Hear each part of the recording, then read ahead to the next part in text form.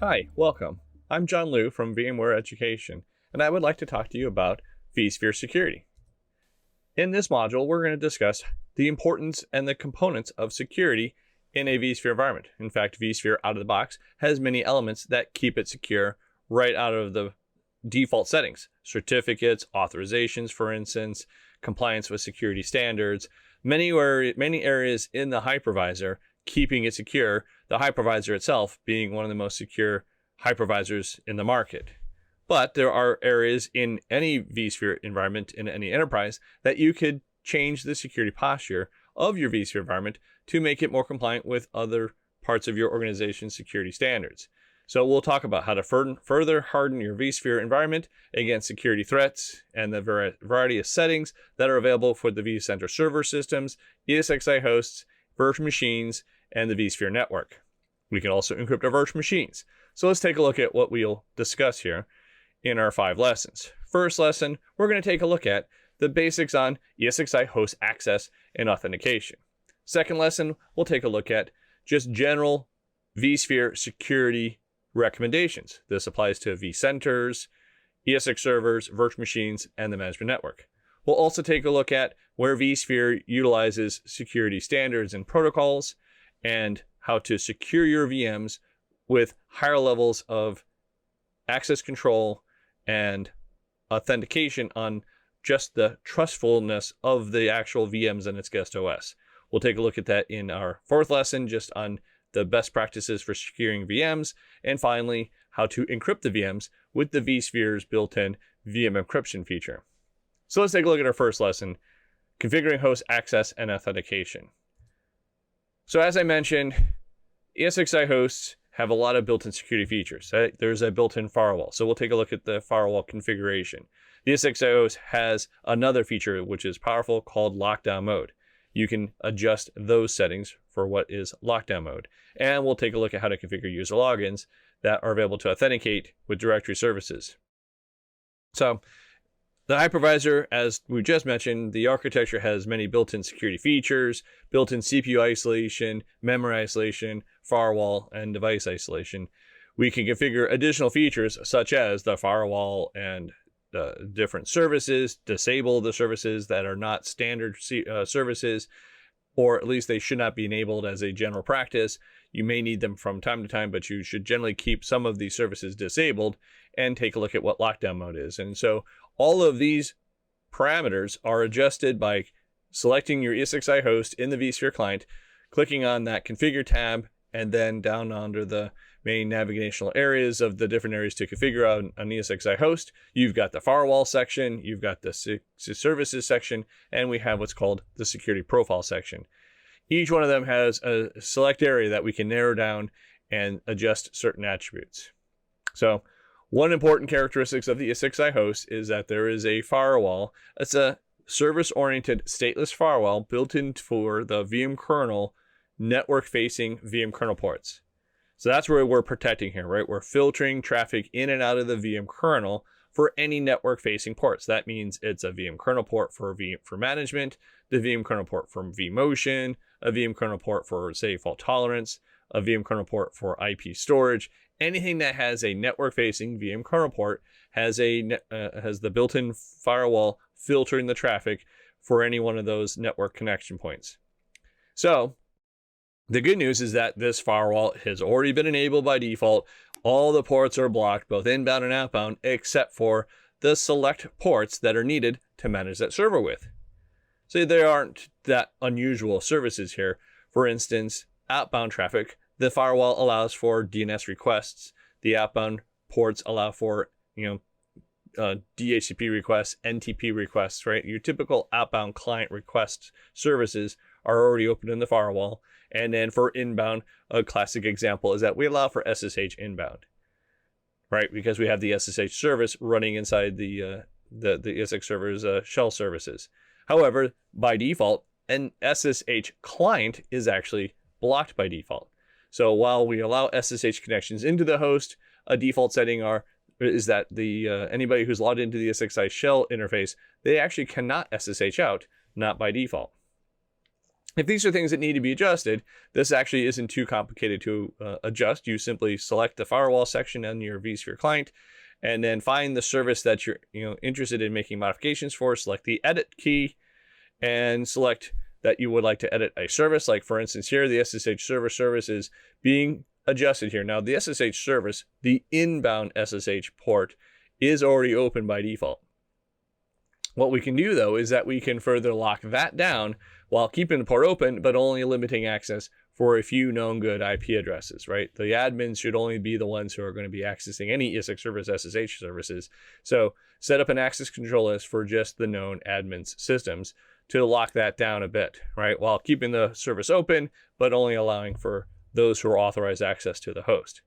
And that's pretty simple enough, right? To manage the ports. Now keep in mind the ports that are listed here are a standard set of management ports.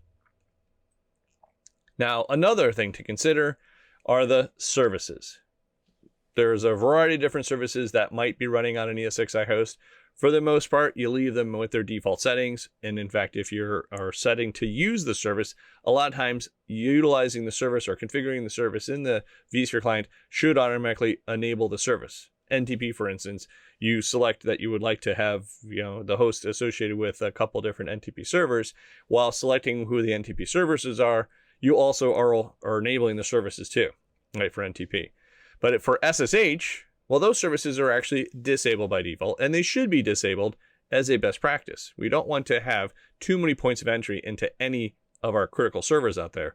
So SSH and the local shell service are disabled by default, and they should remain disabled. But in the case when you need to do troubleshooting, you may need access to the host from a command line. So you can enable the services pretty easily by selecting the configure tab on an ESXi host, select the services item, and then choose the services you would like to start up. So for instance, both the ESXi shell and the SSH service are disabled and stopped at their default configuration. You could actually just select the service and then select the start button. That starts the service, but it still leaves it effectively disabled, meaning that the service won't start when the server reboots next. In fact, you can adjust that. That's the edit startup policy. Or if you notice, it's actually set there for these services. It says start and stop with host. That basically means the service is enabled. If you look a little further down the list, there is the Active Directory service that has it set to start and stop manually. So that means that it's effectively disabled, right? It won't start unless an admin comes in and turns on the service. So that's a standard one for, say, the SSH and shell services. They are disabled by default. They do not start and stop when the host boots up. But if you wanted to, you could enable them. Not really recommended.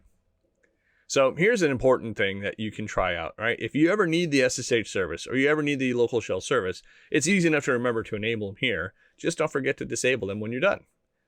But here's the trick. If you can't remember to turn things off, there are built-in timeouts that you have available for both of these services. These are what we call advanced server settings. So let's take a look at how you can adjust for this. So you can turn the service on, but for those of us who might be forgetful and might forget to turn the service off, let me switch over to our lab environment and I'll show you what to do to give the services their own built-in timeout parameters. So here we are in our lab environment.